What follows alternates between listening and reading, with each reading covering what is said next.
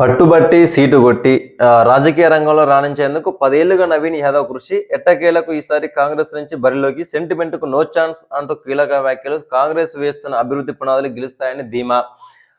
రాజకీయ రంగంలో ఎదగాలన్న బలమైన ఆకాంక్ష, ప్రజాక్షేత్రంలో రాణించాలన్న కోరిక, సాధించాలన్న పట్టుదలతో 10 ఏళ్ల కృషితో నవీన్ యాదవ్ ఎట్టకేలకు జూబ్లీ స్థానం నుంచి బరిలోకి దిగారు.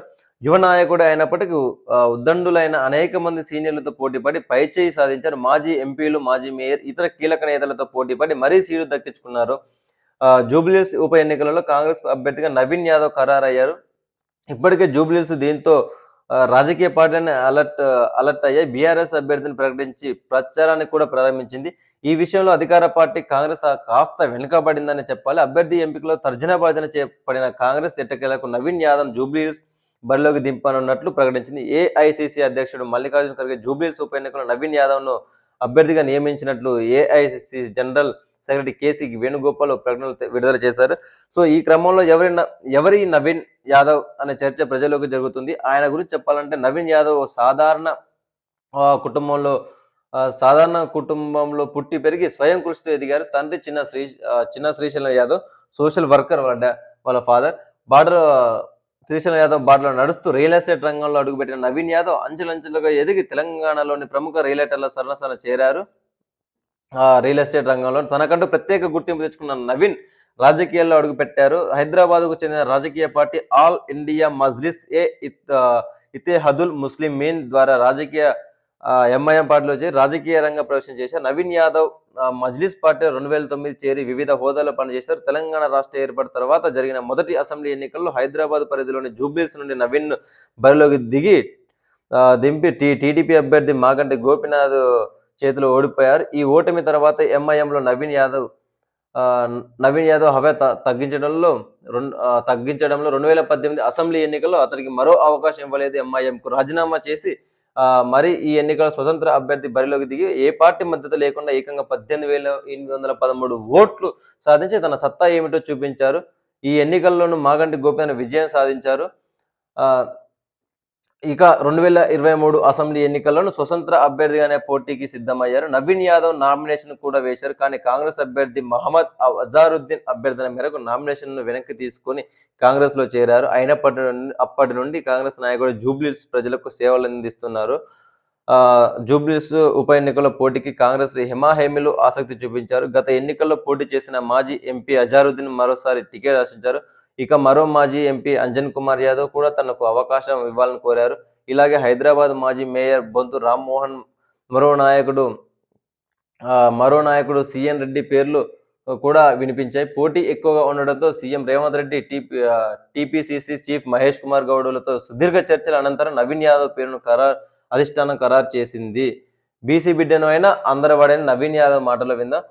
గురువారం టీపీసీసీ చీఫ్ తో భేటీ తర్వాత అభ్యర్థి నవీన్ యాదవ్ మీడియాతో మాట్లాడుతూ జూబ్లీహిల్స్ లో కాంగ్రెస్ బలమేంటో ఈ ఉప ఎన్నికలు చూపిస్తామని ధీమా వ్యక్తం చేశారు. ప్రజల అభిమానం మాకు అండగా ఉంది. బీఆర్ఎస్ సెంటిమెంట్ తో రాజకీయాలు చేసేది ఇక సాధ్యం కాదు. ప్రజలు ఇప్పుడు అభివృద్ధి, నిజాయితీని మాత్రమే చూస్తారు. నన్ను ఎదుర్కొనే ధైర్యం బీజేపీ, బీఆర్ఎస్ పార్టీలకు లేదు. అందుకే నాపై తప్పుడు కేసులు పెడుతున్నారు. ఓటర్ కార్డు కేసులో నేను నిర్దోషిని అని నిరూపిస్తాను. నేను బీసీ బిడ్డను అయినా అందరివాడినే కలుపుకొని ముందుకు సాగుతాను. జూబ్లీహిల్స్ అభివృద్ధి విషయానికి వస్తే ఇప్పటికీ 180 కోట్ల విలువైన అభివృద్ధి కార్యక్రమాలు కాంగ్రెస్ ప్రభుత్వం తీసుకొచ్చింది. ఇంకా ఎన్నో ప్రాజెక్టులు సిద్ధంగా ఉన్నాయి. అభివృద్ధి పంతాను కొనసాగించడం మా లక్ష్యం అని నవీన్ గారి మాటల్లో విన్నాం.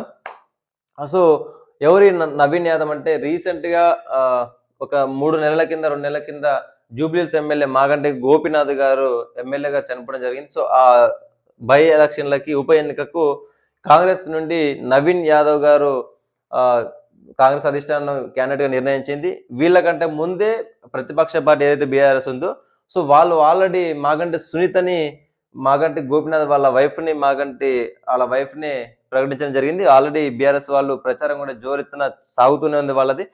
సో వీళ్ళది ఎందుకు కాంగ్రెస్ క్యాండిడేట్ ని కొద్దిగా సెలక్షన్ చేయడంలో కొద్దిగా వెనుకబడిపోయింది కాంగ్రెస్. ఎందుకు అంటే తెలంగాణలో కాంగ్రెస్ ప్రభుత్వం 42 రిజర్వేషన్ మీద పోరాడుతూ ఉన్నది. అది పోరాడడం అనుకోవాలా, లేకపోతే ఇంకోటి అనుకోవాలా, అది మనం మీరు ఆలోచించుకోవాల్సిందే. కాబట్టి వాళ్ళు కాంగ్రెస్ ప్రభుత్వం 42% మీద పోరాటం చేస్తుంది. కాబట్టి వీళ్ళని కాంగ్రెస్ క్యాండిడేట్ ని సెలక్షన్ చేయడంలో కొద్దిగా ఆలస్యమైనట్టుగా మనం చూసుకోవచ్చు. కానీ ఇక్కడ ఇంకొకటి గూడా మనం ఇంకో విధంగా గూడా అనుకోవచ్చు. బీసీ 42 రిజర్వేషన్ పర్సెంటేజ్ ఎలాగో కేసులో హైకోర్ట్‌లో కొట్టివేయబడతది. లేదా అది అక్కడితో ఆగిపోతదని ముందుగానే పసిగట్టిన రేవంత్ రెడ్డి గారు, ఒకవేళ బీసీ 42 రిజర్వేషన్ బీసీలకు అనుకూలంగా వస్తేనేమో జూబ్లీస్‌లో ఒక రెడ్డిని పోటీ చేపిద్దామనే ఆలోచనలో ఉండే.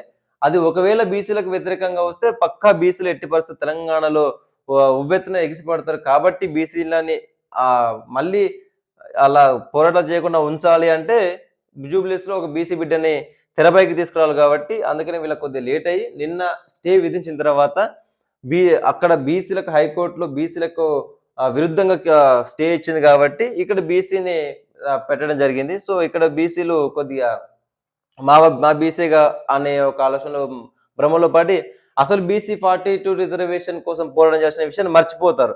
సో, అందుకనే ఇక్కడ జూబ్లీస్‌లో బీసీ యాదవ్‌ని పెట్టడం జరిగింది. సో, ఇక్కడ నిన్న నవీన్ యాదవ్ గారు సీఎం రేవంత్ రెడ్డిని మరియు పీసీసీ మహేష్ కుమార్ గారిని కలవడం జరిగింది. ఇక్కడ మనం చూసుకున్నట్లయితే. సో, నిన్న టికెట్ కన్ఫర్మ్ అయింది. సో, కాంగ్రెస్ తరపు నుంచి ఇతను నవీన్ యాదవ్ గాకుండా ఇంకొక ఇద్దరు గూడా పోటీ పడడం జరిగింది. అంజన్ కుమార్ యాదవ్, అలాగే ఇంతకుముందు పోటీ చేసినటువంటి ఎంపీ అజారుద్దీన్ గూడా ఈ ముగ్గురు పోటీలో నుంచి ఆహ్, ఆహ్, ప కాంగ్రెస్ అధిష్టానం గూడా ఖర్గే గారు గూడా నవీన్ యాదవ్‌నే పోటీలో నిలబెట్టాలి అని ఒక అధిష్టానం నుంచి టికెట్ కన్ఫర్మ్ చేయడం జరిగింది. మరి వీళ్ళు గూడా రేపటి ప్రచారం మొదలుపెట్టే అవకాశాలే ఉంటాయి. సో, మరి చూడాల బై ఎలక్షన్‌లో కాంగ్రెస్ గెలుస్తుందా?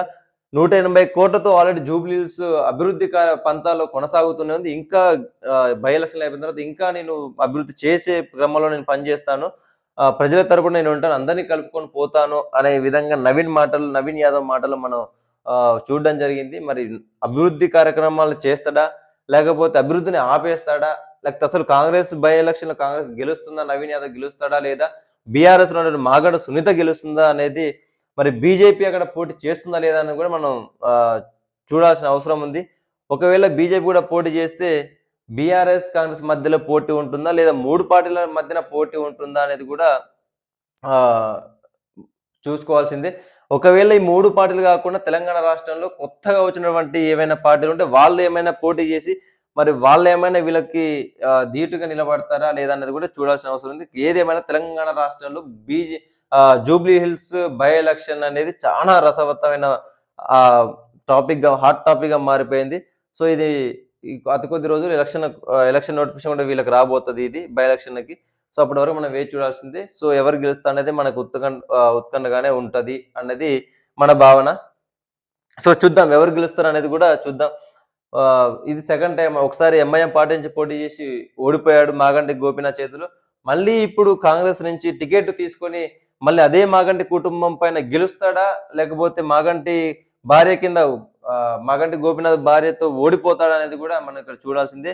సో, ఆహ్, ఈ పోటీ అనేది ఇతనికి ఇజ్జత్ మే సవాల్ అనే విధంగానే మనం జూసుకోవచ్చు.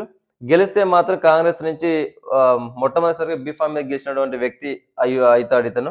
సో, చూద్దాం ఏం జరుగుతదో మనం. సో, అప్పటిదాకా మనందరం వెయిట్ చేయాల్సిందే.